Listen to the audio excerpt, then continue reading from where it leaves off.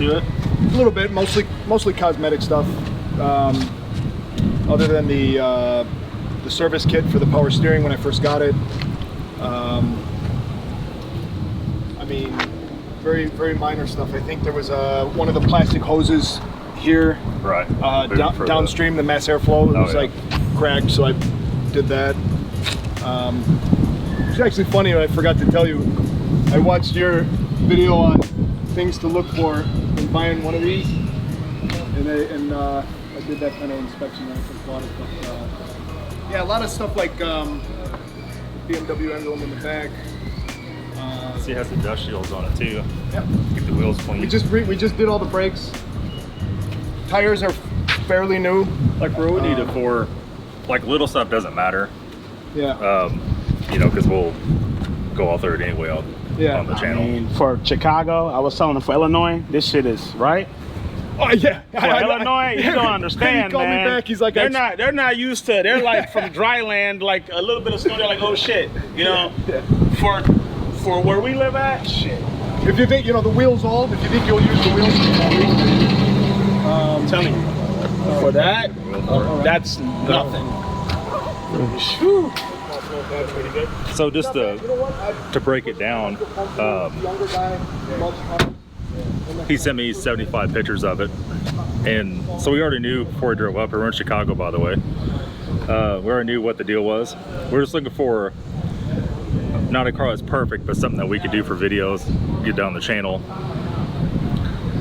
and all that stuff. So was it worth a 6-hour drive? I think it was. But of course, Broke my leg, dude. I hit a truck. there's a couple little, If I show you this is like a flake of paint off, but you got to expect some of that. Even an E36, E36 down by us is about the same way. This is actually better shape than even what one by us would be. Got the right wheels,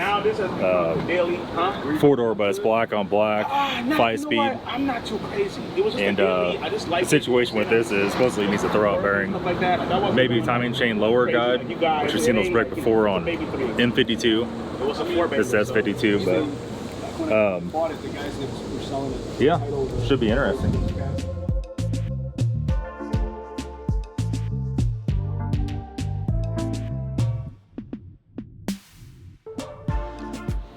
All right, so this is Joe. We bought the car from Joe. Can't thank him enough, really. It's actually a lot better than I thought it was gonna be, even though he sent me all the pictures on it. And he's happy because he knows it's not gonna get sold to anybody that's gonna mistreat it. It's gonna get redone and all the problems fixed. And he could also see what all the problems were exactly. Yeah. And he knows if the shop is feeding him shit or not, or what's going on. So we'll see. Yeah. But Excited. we'll see you guys when we get back to the house. Okay, so as you saw in the previous video, we made a road trip to Chicago to get E36 M3. This is a 4-door, manual 5-speed, black on black.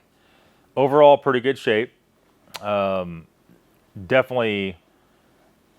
original enough and good enough shape to where we could make it extremely good shape with little money and little time and effort.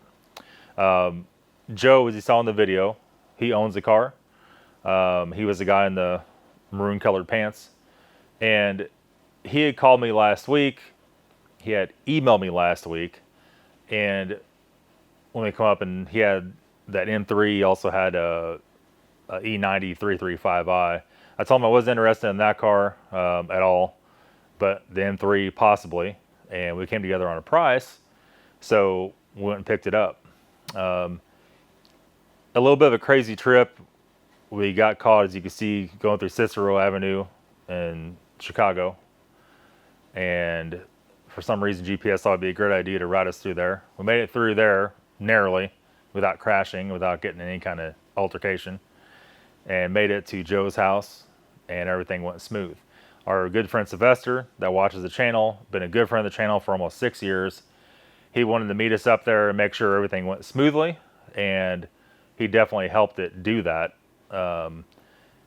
Overall happy with the whole situation. As you can see in the very end clip, there was a storm rolling in.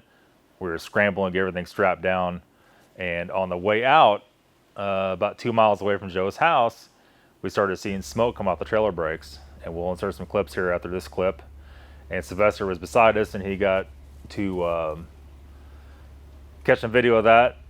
And then we had to finally pull over at Menards, and because the trailer brakes were melting the rubber caps off the bearings.